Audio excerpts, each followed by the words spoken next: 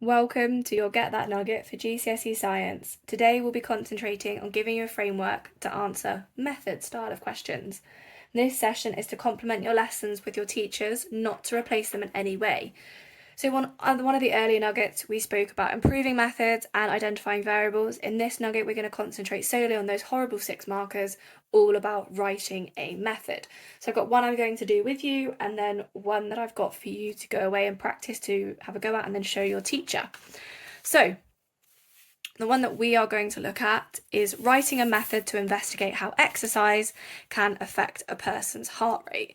Now, they're quite scary. That's sometimes often all they say. Sometimes it has some questions above it to help you lead into it. And this is a good old-fashioned 6 marker.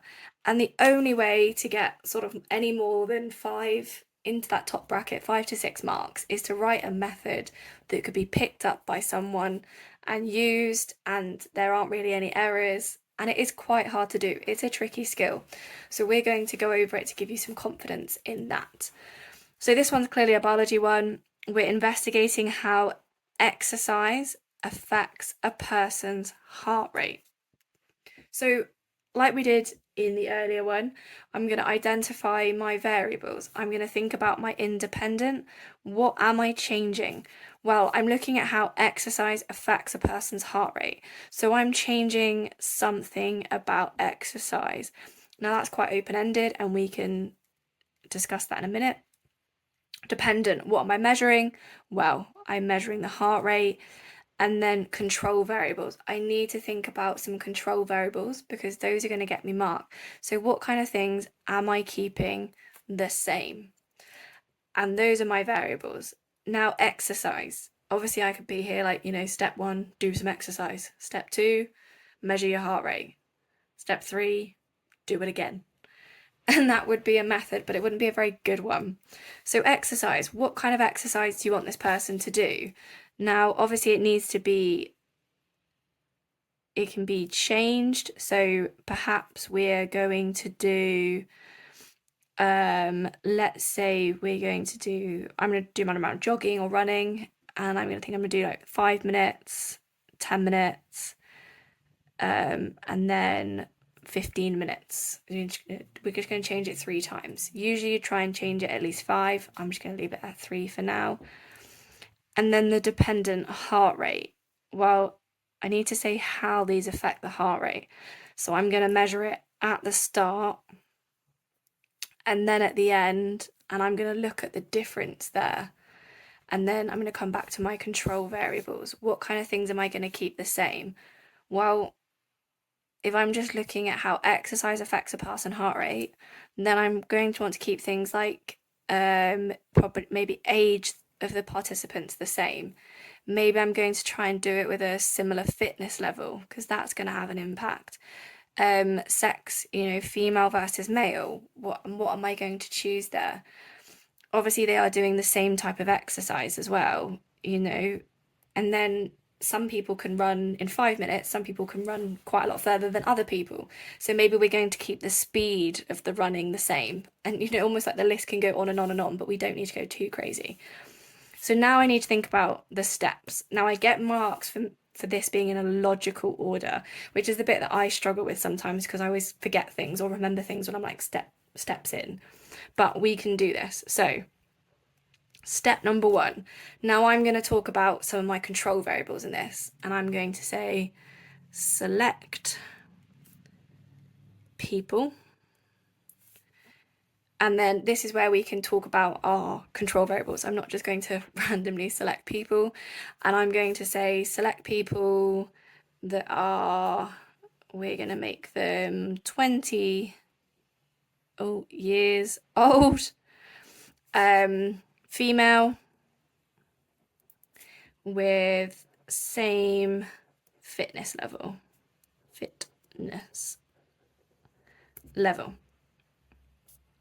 Step 2, we're going to measure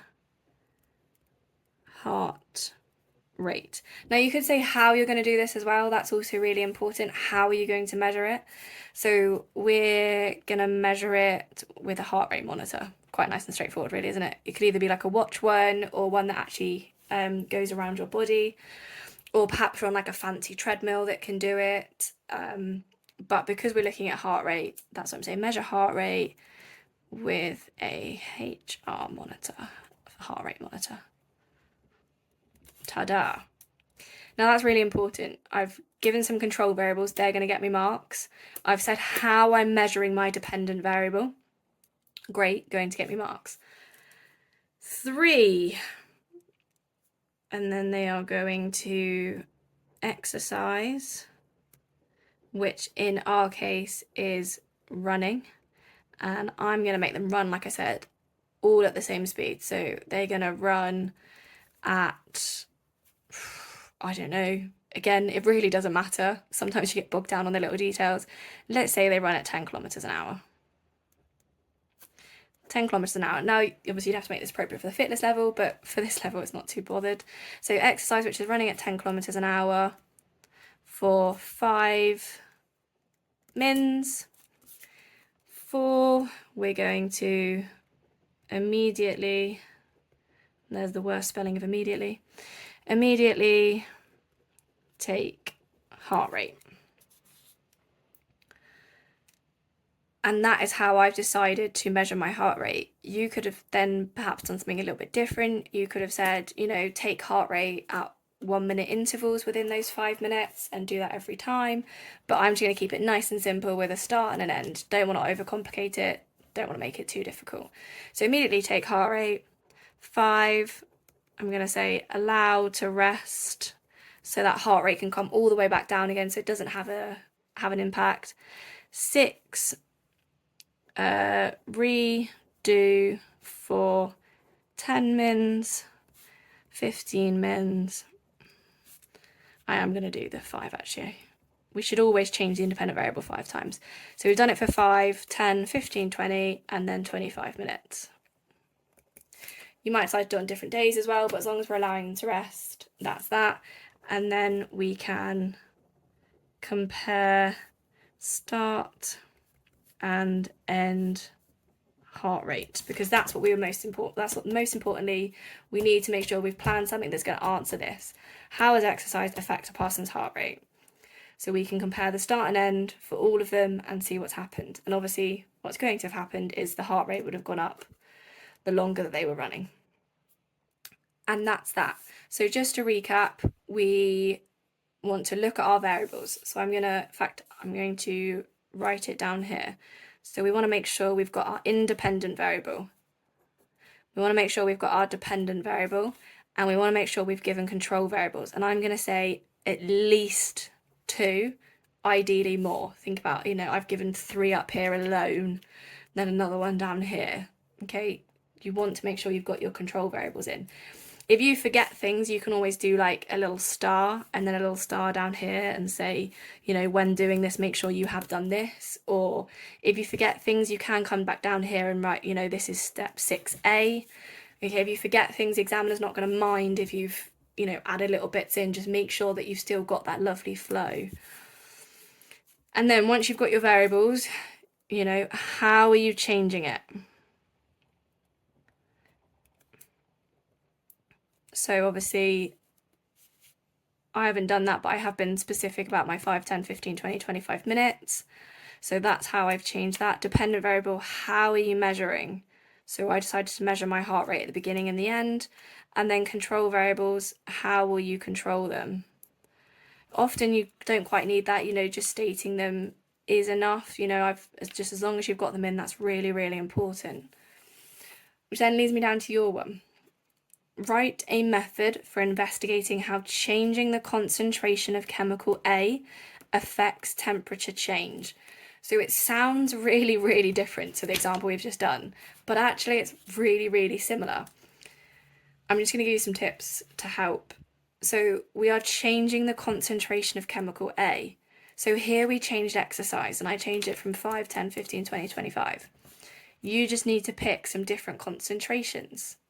Yep. Of chemical A, and then how it affects the temperature change. So this is what you're measuring, this is your dependent variable. How are you going to measure this? Are you going to do it before and after? are you going to do it, on the minute for 10 minutes? So really think about that and make sure that you lay it out really logically, because remember, that's really important to push you up into the 6 out of 6 marks. Make sure you take that to your teacher so that they can go through any improvements with you.